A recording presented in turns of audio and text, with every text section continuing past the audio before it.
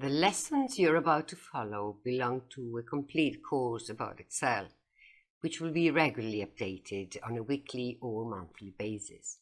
You'll be able to clear up any doubt you might have by making questions during the course or by checking among the questions previously answered in order to improve and simplify your understanding. I hope you leave a positive rating for me as a Udemy instructor, but please do that only after following various lessons, without stopping at the first impression, which very often doesn't do justice to the whole work of an instructor. If already familiar topics should come up, remember they are meant to be analyzed in depth and in detail, or again, if you already master them, please wait till the end of the course to give an objective evaluation. And here we are at the introductory lesson of our course. In this lesson, I will introduce you to some of the most common Excel functions which will be used throughout the course. As you can read from the screen, I am quoting the definition of Excel from Wikipedia to render effectively all the features of this software that it generates from Microsoft and that is meant to spreadsheets use.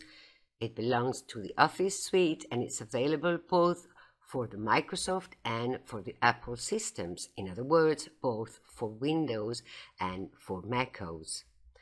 Within this screenshot, you can see some more information regarding the extensions and the keyboard shortcuts we are going to use very often along the course.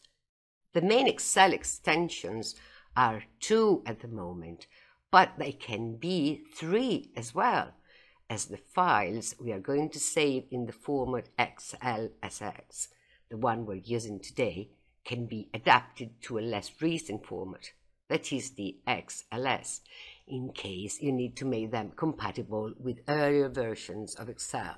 Finally, the format XLSM is a format meant for the macro. Therefore, when within an Excel file one creates or develops a macro, to save such a file and at the same time to have a macro embedded in the file itself, that is the extensions one needs to use. As far as keyboard formats, please start getting familiar with Ctrl-C and Ctrl-V shortcuts, in particular for the copy and paste functions.